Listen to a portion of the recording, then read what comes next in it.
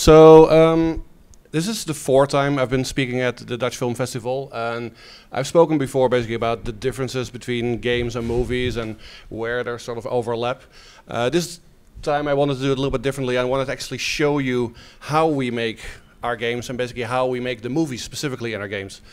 So every game that we make basically comes with a shit ton of movie footage as well. Basically, while we're making a game, we pretty much make a feature film next to it that basically gets chopped into little pieces that we call cutscenes, and those get interjected within the gameplay.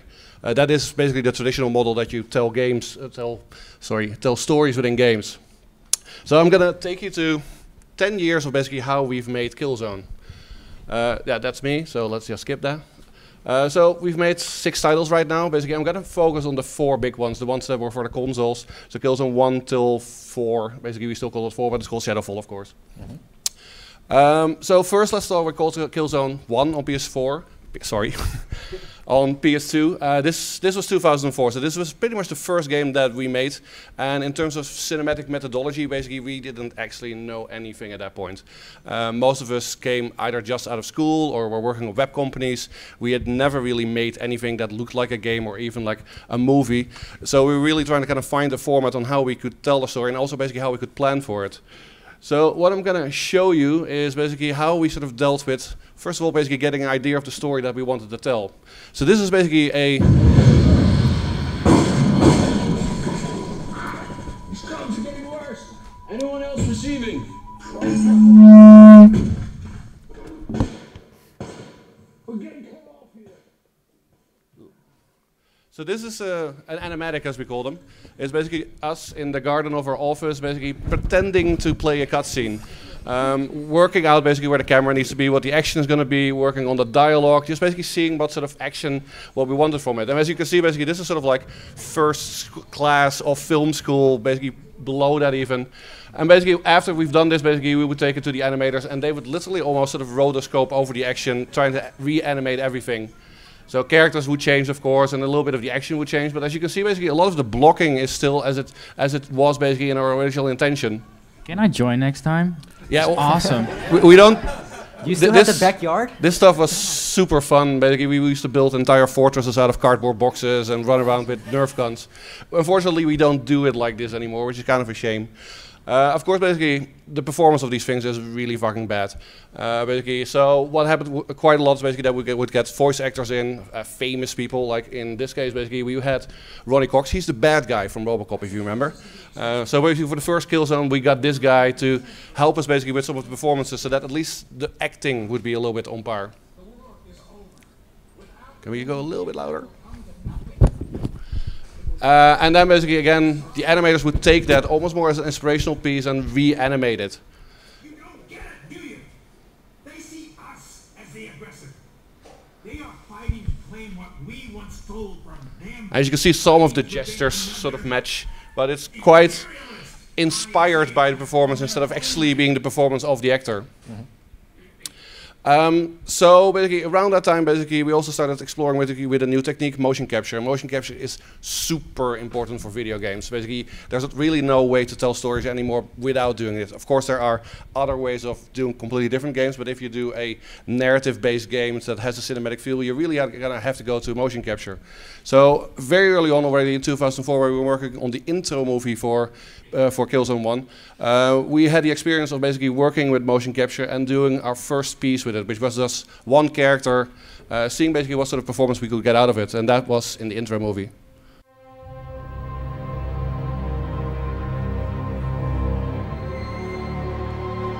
My people, sons and daughters of Helgan, for many years we have been a broken nation, shunned, oppressed, and conquered by those we sought to escape.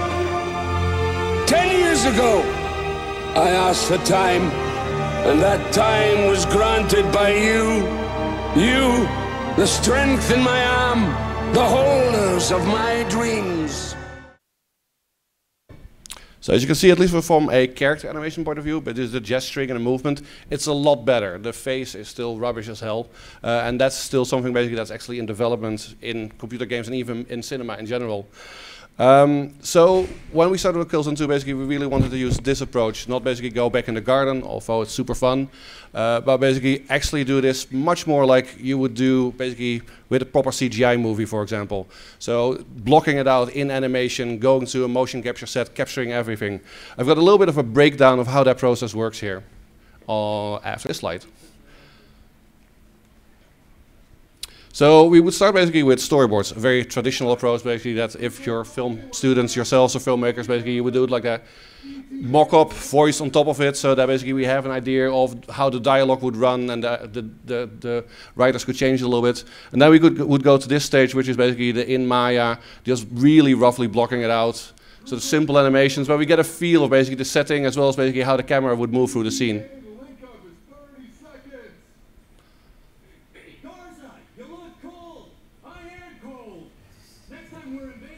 Amazing performance there.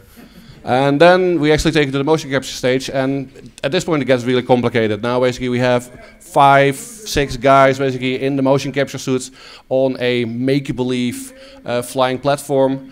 And of course basically the moment you need more characters are so complicated actually you all need to fake it. There's nothing there in reality. There's no costumes, there's no sets. Everybody has to imagine that they're there.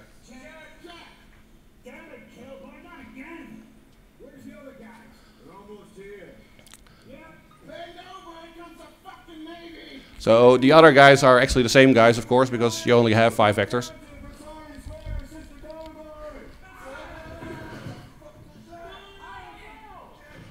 And then we take it to the final stage, and everything gets rendered nicely, and it's all interactive and in-game.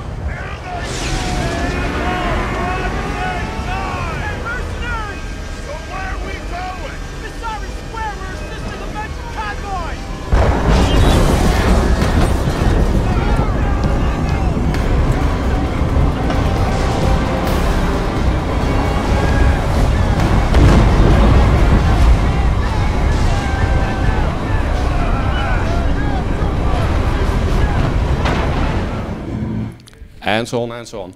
Lots of explosions, gunfire.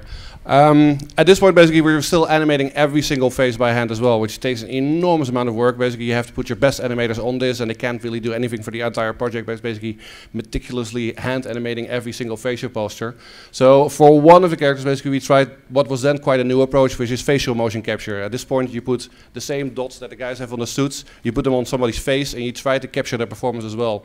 It's still a really rough technique, and basically as you can see there's maybe 30 dots on the guy's face, and the performance that you get out of it is okay. It's at least automated to some extent, and you get a better performance. You get something that resembles the actor's intent and emotion and performance a lot better than basically what an animator can do by just mimicking it. So let me show you what that looked like in 2009. First class. Consider the sergeant to take Vasari.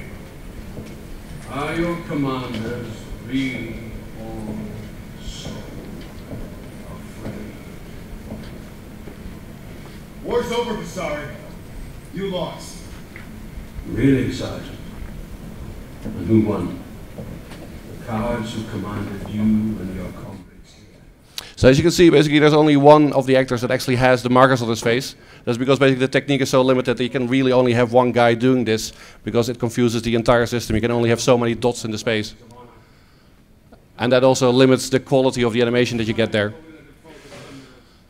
So as time progressed, basically we moved on to Killzone 3, and basically at this time we tried to kind of again get a better performance, get more complicated scenes going on, more characters on screen, and also a higher quality of animation, specifically in the face, because that was still not really a solved problem. So again, basically we changed the process. We went for animated storyboards in this case, because it's just easier to make than fully 3D animatics. Who I am. We are prisoners of war. Under Article 332 of the Stockholm Convention, you are obligated to treat us humanely. Stockholm?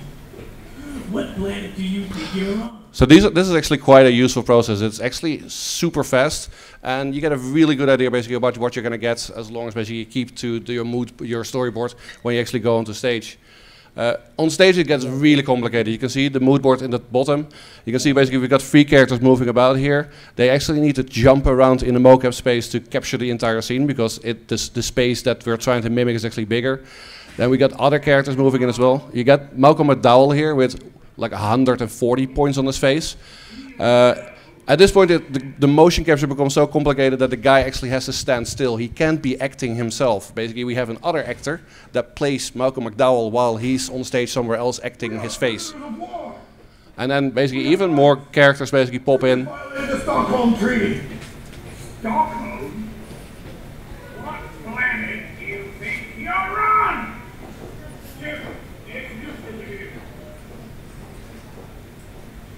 Malcolm McDowell's awesome, by the way. He is awesome.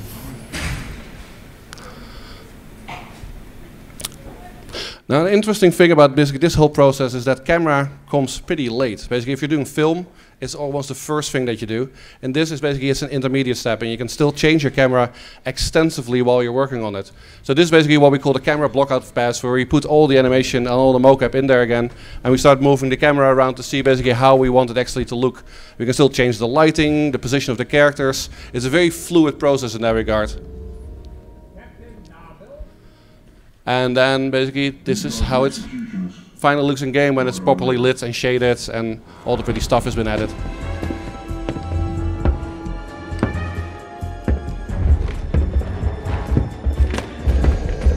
Captain Narville, do you know who I am? Typical. We are prisoners of war! We have rights! You just violated the Stockholm Treaty! Stockholm? What planet do you think you're on? So I need to hurry up a little bit, but as you can see basically the performance is already getting a lot better. You get a lot more definition, you really get the intent of the character. Now, with Shadowfall basically a whole new dimension got added because people didn't actually want, or basically a lot of gamers don't want their gameplay experience to be interrupted halfway through, get a movie and then have to play on. So the whole objective was basically to completely merge all the storytelling and all the cutscenes into the gameplay, which is really hard to do. So basically trying to get this seamlessly because the player of course interferes with everything. First of all, basically we looked at, how do we get this better because we can't have actors basically, we're just getting too complicated. Of course, basically Avatar had already come out and they introduced the whole thing of putting cameras on people's faces and carrying those around. That helped a great deal basically getting the complexity out and therefore also simplifying what we're trying to do. At the same time, basically, we got to a stage in rendering where basically we could get fairly lifelike with the representation and even get fairly close to basically the actors that we're actually trying to cast. So this is David Harewood from, what's the series again? Something with spies. And actually sort of capturing the actor as well as his face, as well as performance, and all trying to kind of match it up works a lot better for getting something basically that's really lifelike and really shows the intent of the actor. Now, there's one problem, of course. This starts looking really like a movie set, and basically you've got your director and your actors and your script and your floor managers and the second directors. You got pretty much basically what is a movie set, and you think you're making a movie, but of course basically there's always the interesting aspect of the player that messes up literally everything. Basically they're constantly sort of interfering with the scenes. You can't get your blocking right. They're changing the scene basically as you basically all around you. So this is something basically that you need to account for basically when you try to tell stories like this. And basically I'm going to show you a little bit about the process that we used on Shadowfall, where basically everything had to almost be done like 5 seconds at a time. We make a small little movie scene of 5 seconds, then we wait a little bit, then we do another 5 seconds, and we wait a little bit. Just basically keeping those gaps in there so the player can actually interact with it. So this is the process basically that we used on Shadowfall. You can see basically that guy's face there that looks like he's got wall-eyed eyes there. That's actually the head-mounted camera that tracks his face constantly so that we can automatically recreate every emotion that he has. And there's a couple of other screens there as well. You can also see basically there's a father-player thing there. That constantly switches around, basically notifying basically when the player is actually active or when basically the father, in this case, which is the actor, basically has a role to play.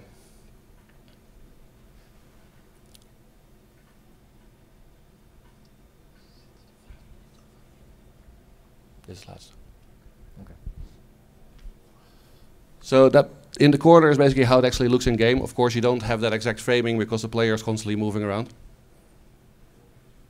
And then basically we go into the action of this particular actor. And then back to the player again. So constantly there's this handover between the player and the actors basically that are in the scene.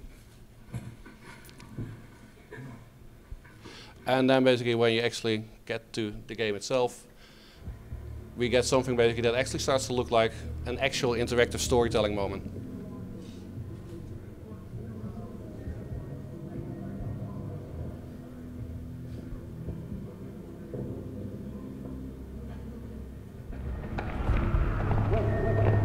Come on, Lucas, it's time to leave. Can't take everything, just what we need. Listen, I know this is tough, but we don't have a choice. We have to get to the wall. We'll be safe on the other side. I'm gonna look out for you. I need you to do the same for me, okay? You're gonna be my second in command. Let's go. Coming, Dad.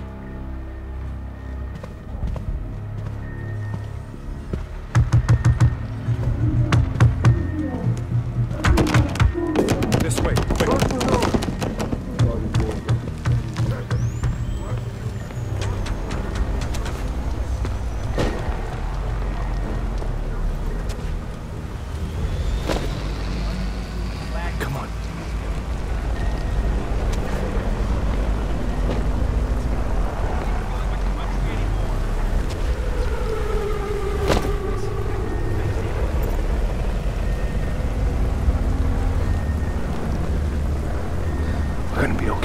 I promise. This isn't forever. We'll be back. This is Vecta. This is our home. And it always will be. I want you to remember that. Okay? Now don't make any noise and stick to the shadows. Come on.